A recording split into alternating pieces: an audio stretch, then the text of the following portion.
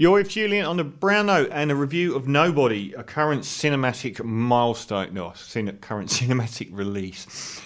This is a very interesting film indeed. I'm a huge fan of the John Wick franchise, and John Wick 4 has just started filming. The Keanu Reeves rebirth with that franchise has been magnificent. And for fans of pure genre music as well, it's just been genre movies, it's been amazing. And I think it's gotten slightly better with each release. A lot of people think the first one's the only good one. I disagree. I think it's slightly improved each time, and 3 was magnificent.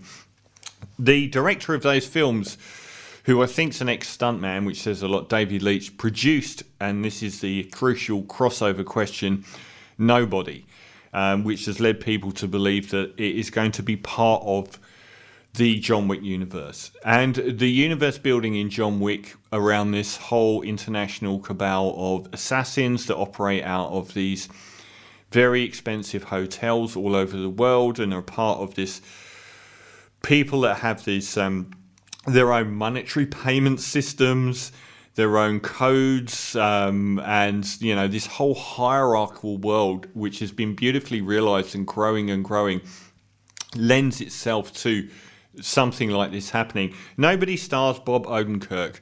Bob Odenkirk first came to fame as the scene-stealing lawyer in Breaking Bad. He was a brilliant character.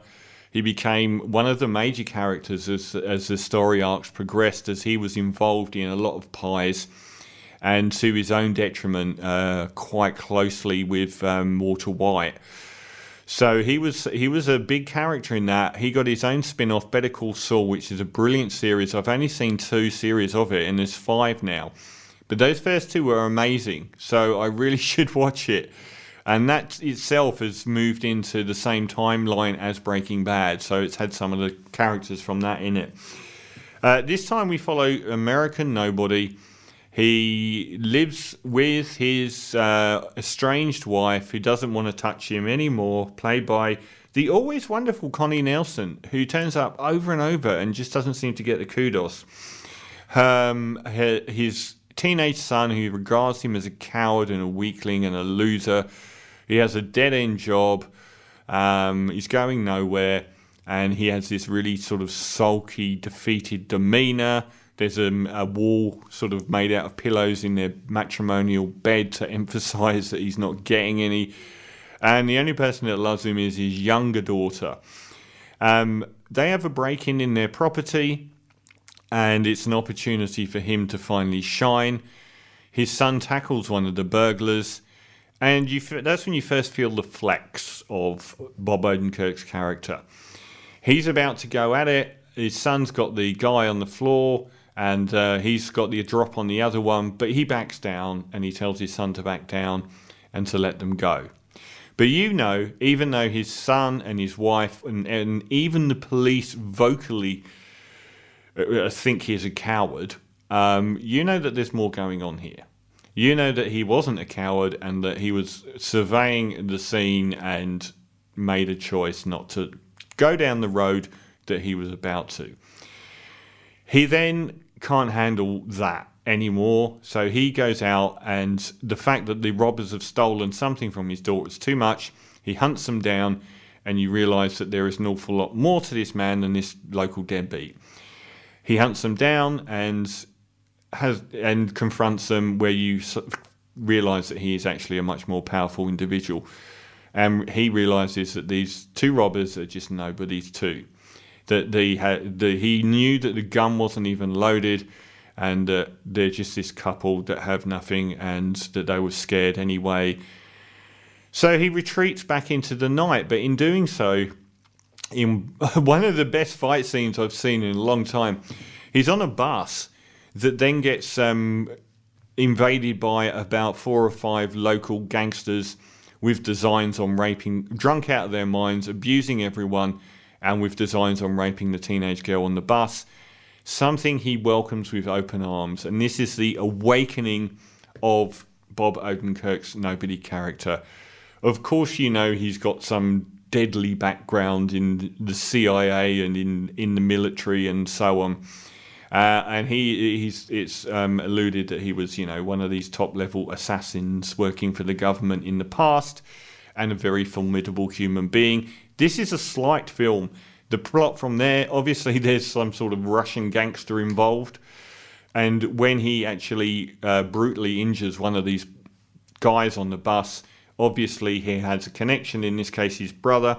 I think, is it? Alexei Sereberyov, I think, is the guy.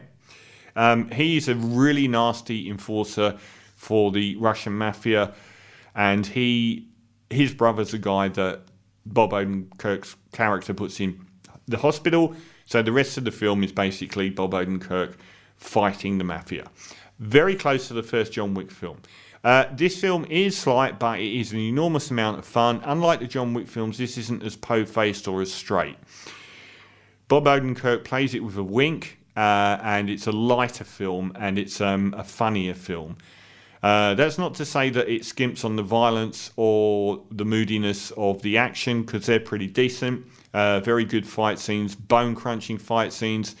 He's much more in the...